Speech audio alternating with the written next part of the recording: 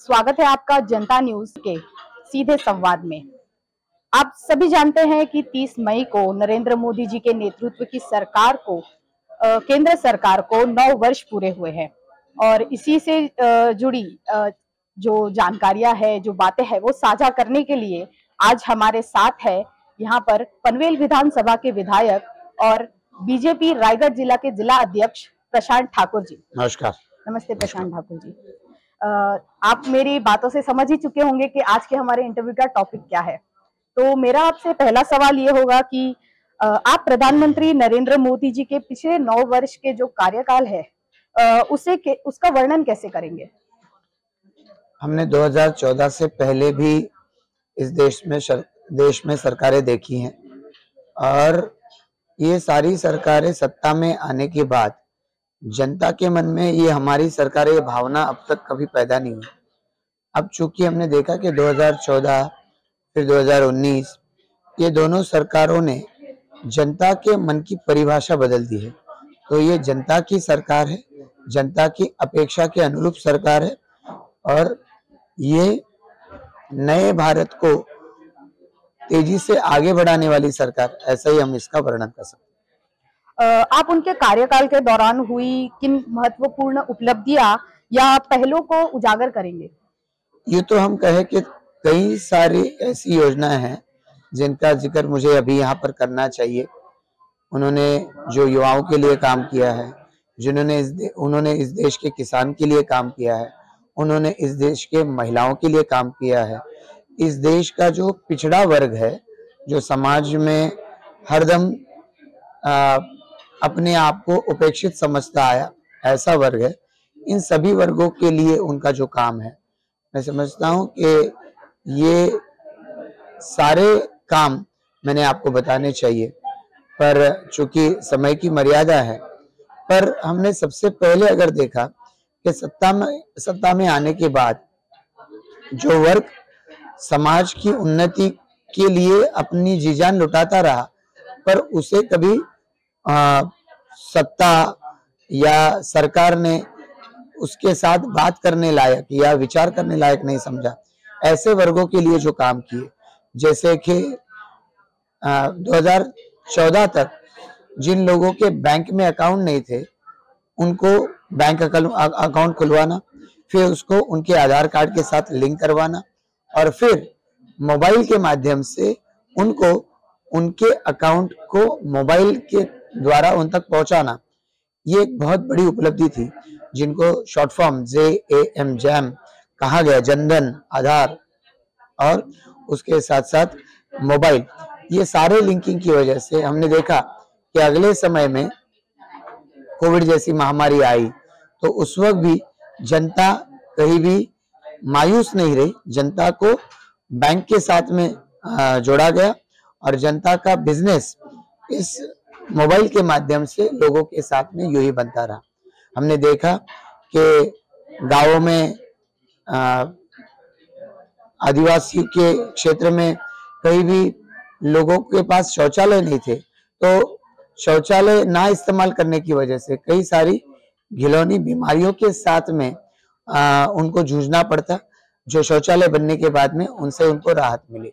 हमने देखा कि चूल्हों पर लकड़ियों के द्वारा वहां पर लकड़ियां जलाकर खाना बनाया जाता था, तो उसकी वजह से महिलाओं को कई सारी बीमारियों का सामना करना पड़ता था। हमने देखा कि इंश्योरेंस नहीं था, जो इंश्योरेंस ना होने की वजह से लोग जब बीमार पड़ते या लोग जब अपने परिवार का जो कमाने वाला आदमी था उसको गवाते, तो उसके आगे उनके सामने अंधेरा छा जाता था। हमने देखा कि बैंक का खाता खुला, लोगों के खाते में डायरेक्ट बेनिफिट ट्रांसफर होने लगा। हमने देखा चूल्हे में उनको गैस सिलेंडर दिया गया तो सेहत उनकी सुधर गई। जब शौचालय दिया गया तो सेहत उनकी सुधरी, उनको सम्मान मिला। वो जो एक कहीं ना कहीं घबराहट की या मन में ओछेपन की भावना थी, उससे राहत मिली। महिलाओं का सम्मान बढ़ा और महिलाएं इस देश की इकोनॉमी में अपना योगदान देने लगी। तो इस तरीके से हमने देखा है कि महिलाओं का सम्मान बढ़ा है। हमने देखा कि युवाओं को कई ज्यादा अवसर मिले हैं। Make in India, skill India, ऐसे अलग अलग प्रोग्राम के माध्यम से उनको उनका मनचाहा ट्रेनिंग मिलने लगा है। अब युवा अपने पैरों पर खड़े होते दिख रहे हैं। हमने देखा कि आने वाले फिर हाल ही में स्टार्टअप इंडिया के माध्यम से कई सारे युवाओं ने अपने मनपसंद स्टार्टअप्स के लिए पैसा इकट्ठा कर पाए और आज वो देश को अलग अलग फील्ड में लीड कर रहे हैं। हमने देखा फिनटेक कंपनियां कई सारी खुली, मोबाइल के साथ में जुड़ी। तो ऐसे कई सारे इनिशिएटिव्स 2014 के बाद में नए सिरे से खुले हैं। मैं खास तौर पर बताना चाहूंगा, समाज का एक पिछड़ा वर्ग जो बहुत सारे समय तक अपने आप को देश के साथ, देश की उन्नति के साथ जुड़ता हुआ नहीं देख रहा था, ऐसे वर्ग के लिए कई सारी योजनाएं मोदी सरकार ने लाई और उसका नतीजा आज ये है कि ये सारी योजनाएं आज उस पिछड़े वर्ग को, समाज में जो पिछड़ा रहा ऐसे वर्ग को इन सारी योजनाओं के माध्यम से समाज के साथ में जुड़ता हुआ देख रहा है। कई बार आई हुई परेशानियों के माध्यम से वो उसने एक बार भरोसा खो दिया तो वो किसी दुष्ट चक्र में खोता रहा। तो ऐसे किसान को साल में 6,000 मिले पर उसको किसी के सामने, साहूकार के सामने जाकर कर्जा नहीं मांगना पड़ा। वो प्रॉपर फाइनेंशियल इंस्टीट्यूशन के राउंड में आया तो जिसने पहला वाला कर्जा लिया चुकाया, उसको नया कर्जा, बड़ा कर्जा मिलता रहा, वो से फाइनेंशियल सिस्टम में आ गया। हमने देखा कि जनता को कोविड के समय में मुफ्त में राशन मिला तो वो जनता आज किसी के सामने हाथ नहीं फैला रही है। हमने देखा बीमारियों की वजह से जिनको कर्जा उठाना पड़ता था, अब प्रधानमंत्री जनधन योजना, प्रधानमंत्री जन आरोग्य बीमा की योजना के माध्यम से 5 लाख रुपए तक का खर्चा उनको मिलने लगा। मैं ऐसे कई सारी योजनाएं आपको बता सकता हूँ। 12 रुपए में, 20 रुपए में बीमा, 330 रुपए में उसको एक्सीडेंटल बीमा, ये सारी योजनाएं इस समाज के नीचे के हिस्से को, नीचे के तबके के वर्ग को समाज में ऊंचा उठाने का काम कर रही है और दिन ब दिन ये लोगों को हम इस देश का हिस्सा है ये विश्वास दिला रही है। और मुझे पूरा यकीन है कि आने वाले समय में ये लोग मोदी जी को उनके जीवन का परिवर्तन करने वाले एक तारणहार के रूप में देख रही है। ऐसे सारे लोग आज इस देश की प्रगति का हिस्सा बनकर आगे बढ़ते हुए हम देख रहे हैं।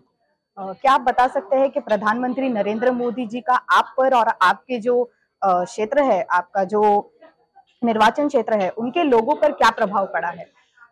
वैसे हम देखें कि पनवेल का सारा क्षेत्र है, इस पनवेल के क्षेत्र में बड़े बड़े शहर बन रहे हैं। एयरपोर्ट जो आ रहा है, एयरपोर्ट के आने की वजह से पूरे हमारे क्षेत्र का डेवलपमेंट, प्लान डेवलपमेंट होने की ओर हम लोग आगे बढ़ रहे हैं। मोदी जी के नेतृत्व में पनवेल के एरिया का कॉरपोरेशन बना है। इस कॉरपोरेशन के एरिया को स्ट्रेंथन करने के लिए बीजेपी की सरकार बहुत जोरों शोरों से कोशिश कर रही है। और जो चीजें अब तक कॉरपोरेशन नहीं होने की वजह से हम नहीं देख पा रहे थे, चाहे स्वच्छता से जुड़ा हुआ मामला हो, चाहे इंफ्रास्ट्रक्चर फैसिलिटीज हो, इनके मामले में हम कहीं पीछे थे। अब ये सारा हिस्सा बढ़ चढ़कर आगे बढ़ रहा है प्रगति की दिशा में। तो ये सारी दिशाओं में होने वाली डेवलपमेंट ये इस एरिया के लोगों को और ज्यादा ताकत देकर रहेगी। MTHL के माध्यम से मुंबई से पनवेल जुड़ रहा है, तो वो फास्टर डेवलपमेंट के लिए वो और मदद करेगा। हम देख रहे हैं नैना के क्षेत्र में और पनवेल रेलवे का बड़ा जंक्शन बन रहा है। तो इन सारी डेवलपमेंट की चीजों की वजह से पनवेल की पहचान बन रही है और आने वाले समय में ये यहाँ का युवा ये सारी अपॉर्चुनिटीज ग्रैब करते हुए ये दुनिया के प्लेटफॉर्म पर और आगे और ऊंचाई की तरफ बढ़ता हुआ दिखाई देगा। पिछले 9 वर्षों में प्रधानमंत्री नरेंद्र मोदी जी की जो नेतृत्व शैली है वो कैसे विकसित हुई है? हम देख रहे हैं कि 2014 से पहले मोदी जी को तुलना में कम लोग जानते थे, लेकिन मोदी जी गुजरात के चूंकि CM रह चुके तो एक भरोसा था कि गुजरात का जिस तरीके से डेवलपमेंट किया देश का भी करेंगे। हमने देखा कि उनका जनता में जाकर जनता के साथ इंटरेक्शन करने का, जनता के साथ 1 to 1 डायरेक्ट कांटेक्ट करने का उनका जो तरीका है, ये जनता को विश्वास दिलाता है। मन की माध्यम से वो जनता के साथ में डायरेक्ट रूबरू बात करते हैं और ये जनता को बहुत भाता है। युवा हुए, महिलाएं हुई, उनको क्या चाहिए? मोदी जी ने 2014 में पीएम बनने से पहले पूरे देश का प्रवास किया हुआ है। हर स्टेट के बारे में, हर स्टेट के बहुत सारे रीजन्स के बारे में वो खुद जानते हैं, क्योंकि वो रीजन में वो बहुत सालों तक प्रवास कर चुके हैं। उस एरिया को वो नजदीक से जानते हैं। तो जब भी वो उस एरिया में जाते हैं, उस एरिया की खूबी को जानते हैं, उस एरिया के प्रोडक्ट को समझते हैं। और चूंकि मोदी जी ने एज अ सीएम काम किया हुआ, तो वो एक स्टेट कैसे आगे बढ़ सकता है इसके बारे में बहुत खूबी के साथ में जानते हैं। हम आज तक हमारा जो ईस्टर्न इंडिया है, इसकी तरफ, हम नॉर्थ ईस्ट है, इसकी तरफ हम लोग इतना ध्यान नहीं दे सकते थे।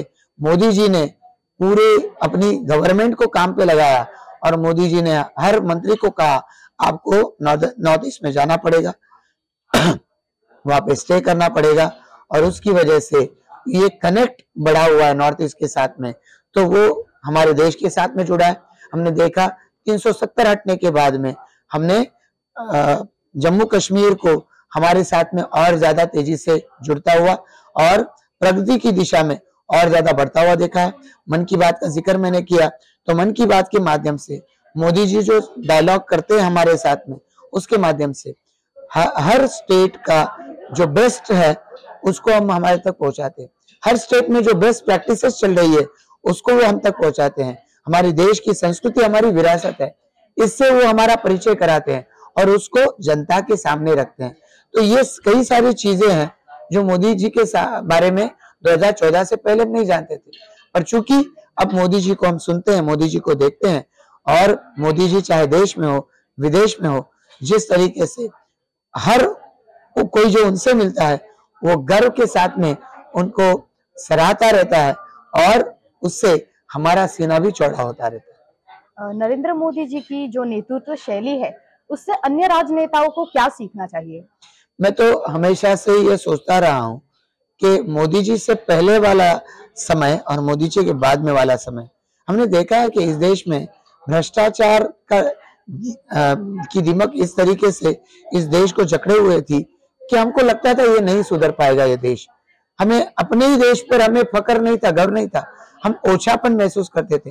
2014 के बाद में ये देश का हर हिस्सा वो युवाओं के लिए बात करते हैं, युवाओं को मोटिवेट करते हैं, वो स्पोर्ट्समैन को मोटिवेट करते हैं, उनके लिए उन्होंने प्रोग्राम लाया और उससे अब हम लोग ओलंपिक्स में, कॉमनवेल्थ गेम्स में हम लोग, हमारे युवा स्पोर्ट्समैन मेडल ला रहे हैं, वो उनके साथ इंटरेक्ट करते हैं।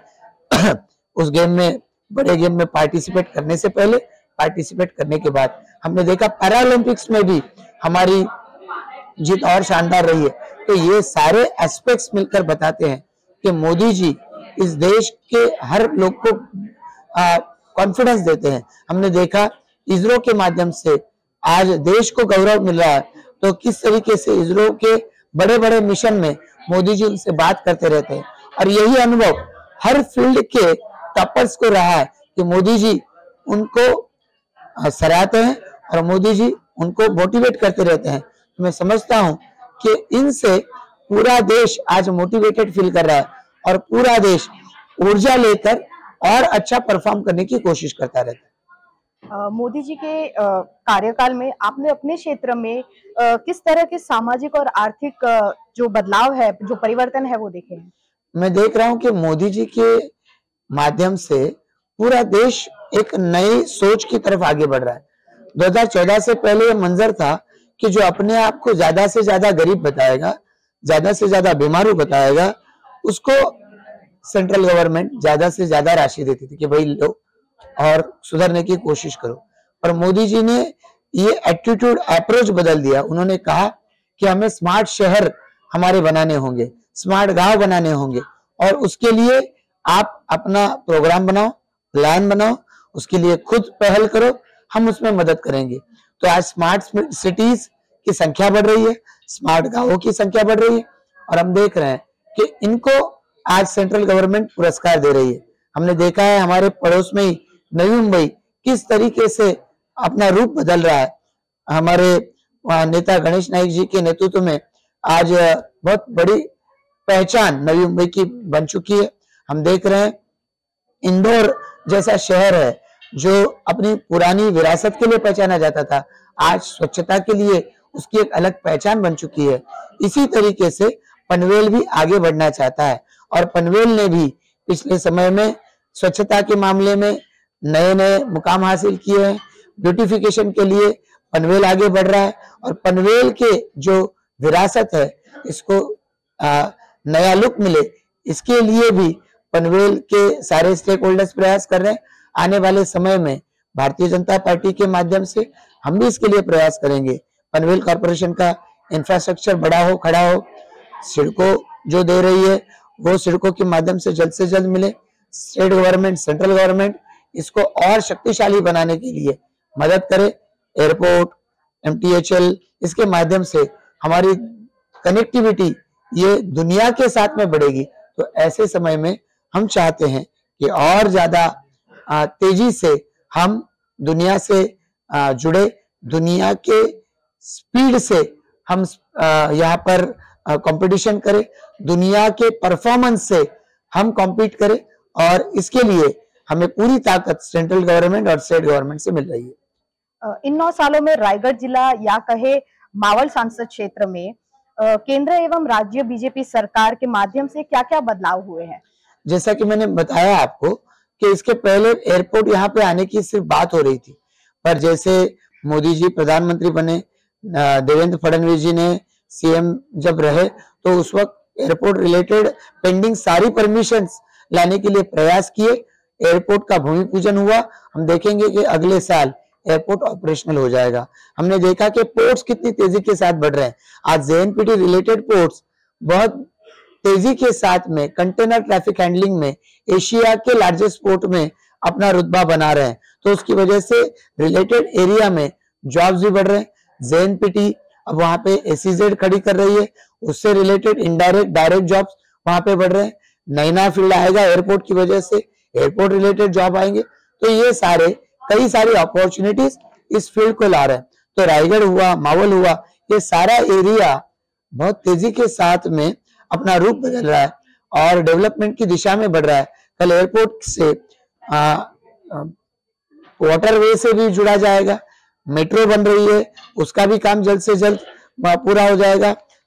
मुंबई से लेकर खारको पर जो ट्रेन आई थी नेरुल से लेकर, अब वो उड़न तक जाएगी, ये काम हो रहा है। डेडिकेटेड फ्लाइट कॉरिडोर के माध्यम से JNPT जोड़ा जाएगा, मल्टी मॉडल कॉरिडोर के माध्यम से JNPT जोड़ा जा रहा है। Delhi Mumbai super express highway, इसके माध्यम से JNPT जोड़ा जाएगा।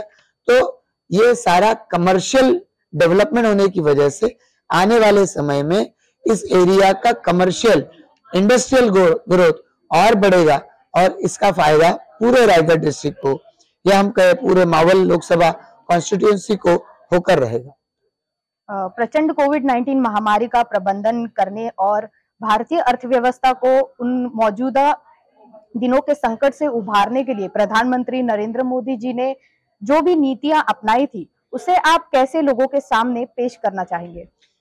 कोविड का समय दुनिया ने देखा हुआ, कोविड की महामारी हम कहें कि सदियों में एक बार आती है, पर हम चाहेंगे कि ये आपदा किसी और पर ना आए।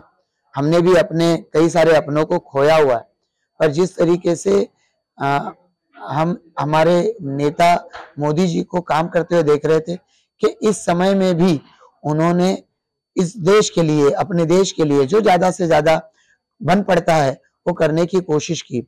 उन्होंने लॉकडाउन जाहिर किया तो उसके तीसरे दिन उन्होंने 20,000 करोड़ की गरीब कल्याण योजना को जाहिर किया। उसके पहले उन्होंने हमारे मोबाइल को हमारे बैंक के साथ कनेक्ट किया था, तो महिलाओं के खातों में 500 रुपया 3 महीने तक देते रहे, जिससे छोटी से छोटी कमाई करने वाली घर की महिला कुछ ना कुछ सम्मान के साथ में अपने परिवार के लिए कर पाई। हमने देखा कि मुफ्त अनाज देना शुरू हो गया, और जिसका काम उसके हाथ से निकल गया, जो वर्क फ्रॉम होम नहीं कर सकता था, उसको घर में अनाज मिला तो वो सरवाइव कर पाया। हमने देखा कि मोदी जी ने यहाँ पर जो 2020 तक मेडिकल इंफ्रास्ट्रक्चर खड़ा नहीं हो पाता था, हमारे देश के पास पैसा नहीं, इसके लिए संसाधन खड़ी नहीं हो पाए, उसके लिए उन्होंने पूरी ताकत लगा दी। पहले तो मास्क आए, पीपीई किट आए, फिर हमने देखा हमारे पास जो मेडिकल इमरजेंसीज थी उनको ट्रीट करने के लिए ऑक्सीजन प्लांट्स नहीं थे, वो बनवाए। दुनिया भर से ऐसी सारी मशीनरीज लाई। इमरजेंसी की सिचुएशन में जो मेडिकल हमको एम्यूनिटीज चाहिए, ये सारी उन्होंने हर जगह जगह पर प्रोवाइड की। हमने देखा कि पहले टैमी फ्लू ये कुछ हद तक इफेक्टिव हो सकती है, उसको न सिर्फ देश को, दुनिया को सप्लाई किया। कोविड की वैक्सीन हमारे देश में बनाई, और ऐसी वैक्सीन अगर हम बाहर से खरीदते तो उसके साथ साथ काफी सारी कंडीशंस आ जाती। हमने देखा है कि फाइजर जैसी एक बड़ा ब्रांड हमारे देश में आना चाहता था, पर उसको उसकी खुली छूट नहीं दी गई, उनको प्रूव करना पड़ा, और बाद में पता चला कि फाइजर इनइफेक्टिव था, चाइना की वैक्सीन इनइफेक्टिव थी। पर हमारे देश में जो वैक्सीन कोवैक्सीन या कोविशील्ड बनी, वो काफी हद तक इफेक्टिव थी। दो बार लोगों ने वैक्सीन मुफ्त में ली, और ये मोदी जी की वजह से हुआ। और मोदी जी थे कि जिनकी वजह से पहले जान है तो जहान है, फिर बाद में जिंदगी के साथ भी, और उसके साथ में जान भी और जहान भी, ये मोटो लेकर आगे बढ़ते रहे। और आत्मनिर्भर भारत की संकल्पना के साथ में हमारा देश आज दुनिया की टॉप परफॉर्मिंग इकोनॉमी के रूप में हम आगे बढ़ते हुए देख रहे हैं। तो ये मोदी जी है कि जिन्होंने हर फील्ड को हमारे देश को लीड किया है, और हमने आपदा के कई सारे समय में भी मोदी जी की वजह से हमारे देश को दुनिया के सामने सम्मान के साथ में आगे बढ़ते हुए देखा है। आज G20 को मोदी जी लीड कर रहे हैं, उसका टैगलाइन है वसुधैव कुटुंबकम। ये सिर्फ बोलने वाली लाइन नहीं है, ये देश, हमारे देश इस भावना को स्वीकार करता है। और जब लोगों के पास में वैक्सीन नहीं थे, वो अमेरिका के पास वैक्सीन मांग रहे थे, जो आज डेवलप कंट्रीज है उनके पास वैक्सीन मांग रहे थे, पर अमेरिका ने कहा पहले हमारे देश के सारे लोगों को वैक्सीन देंगे, फिर आपके बारे में सोचेंगे। यूरोपियन कंट्रीज ने भी यही कहा। तो हमने देखा मोदी जी जापान गए, ऑस्ट्रेलिया गए, उसके पहले पापुआ न्यू गिनी में गए, और उस देश के प्रधानमंत्री ने, जो कि क्रिश्चियन थे बाय रिलीजन, उन्होंने उनके पैर छूने चाहे, मोदी जी ने छूने नहीं दिए, क्योंकि उस देश को आपदा के समय में हमारे देश ने उनको मदद की थी। कई सारे देशों ने मोदी जी ने जो मदद की उसका उन्होंने आभार प्रकट किया, और उन्होंने सोशल मीडिया पे जिस तरीके से हनुमान जी संजीवनी जड़ी बूटी लेकर मदद करने गए थे लक्ष्मण जी के लिए, उस तरीके से भारत देश ने हमारी मदद की है, इसके बारे में एक्सप्रेस किया हुआ। तो हमारे देश का सम्मान कोविड के बाद में जनता की नजर में बढ़ा हुआ है। ये मोदी जी है जिनकी वजह से आज ये संभव हो पाया है। आपकी राय में प्रधानमंत्री नरेंद्र मोदी जी के नेतृत्व में स्वच्छ भारत अभियान और मेक इन इंडिया जैसे सफल पहले जो भारत की अंतर्राष्ट्रीय छवि को आकार देने में कैसे मदद करती है?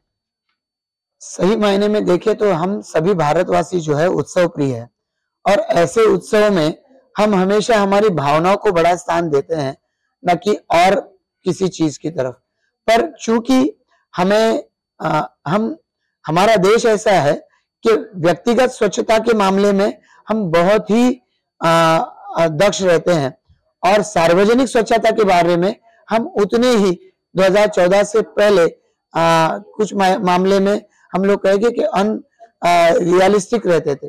तो ऐसे में हुआ ये बहुत बार कि हमने देखा कि हमारी सड़कें खराब है और हमारे मकान बहुत स्वच्छ है।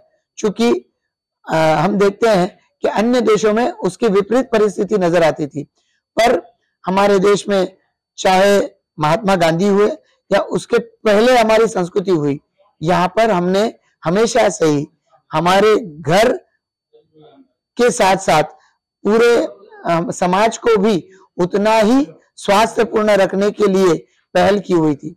मोदी जी ने इसकी ओर हमारा ध्यान खींचा और मोदी जी ने हम सभी को स्वच्छता की ओर आगे बढ़ने के लिए मोटिवेट किया, और जिसका नतीजा ये है कि आज मोदी जी ने हम सभी से कहा कि हम जहां रहते हैं वहां से शुरुआत करें।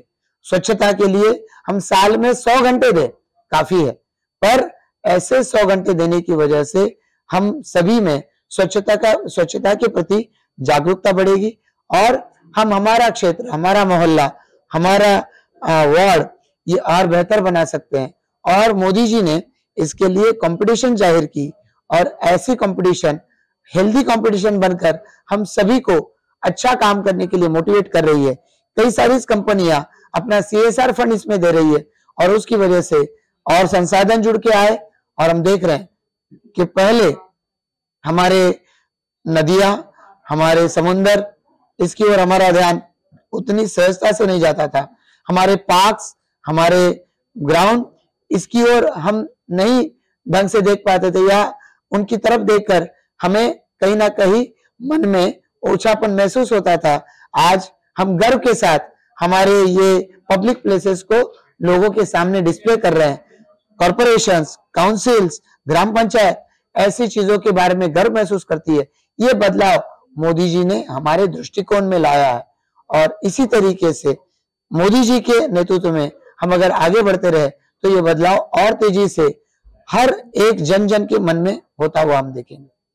राष्ट्र की सेवा के 9 वर्ष पूरे होने पर आप भाजपा और अपने घटकों की ओर से प्रधानमंत्री नरेंद्र मोदी जी को क्या संदेश देना चाहेंगे? हम तो मोदी जी को शुभकामनाएं देना चाहते हैं, और अपने आप को भारतीय जनता पार्टी कार्यकर्ता होने के लिए हम अपने आप को गर्वान्वित महसूस करते हैं कि ऐसे समय में हम भारतीय जनता पार्टी का काम कर रहे हैं, जिस समय में भारतीय जनता पार्टी के किसी भी कार्यकर्ता के लिए मन में कुछ भी शर्म की कोई भी भावना नहीं, उल्टे उसके मन में गर्व की भावना है कि हमारा नेता आज दुनिया का चहेता बन चुका है। ये नेता हमारे देश का नेता होना चाहिए था, प्रधानमंत्री होना चाहिए था। ये भावना आज लोगों के मन में है। इससे बड़ा सम्मान किसी भी पार्टी के कार्यकर्ता के लिए क्या हो सकता है? जो नेता आज युवाओं से लेकर बुजुर्गों तक सबका चहेता बन चुका है, ऐसा नेता और कई सालों तक देश के लिए काम करता रहे, और कई सालों तक देश उनके मार्गदर्शन में प्रगति करता रहे, ऐसी हमारी सोच है। और इसके लिए हम उनकी लंबी आयु की और उनके अच्छे स्वास्थ्य की हम कामना करते हैं। धन्यवाद प्रशांत। हम आशा करते हैं कि मोदी जी के नेतृत्व में केंद्र में की भाजपा सरकार और पनवेल विधानसभा क्षेत्र के विधायक प्रशांत ठाकुर जी जो कि लोगों के लिए कल्याणकारी कार्य करते हैं, वे आगे भी इसी तरह से उनके लिए आगामी कार्यों के लिए ऐसे ही कार्य करते रहे, और इसके लिए हम उन्हें शुभकामनाएं देते हैं। धन्यवाद। Thank you.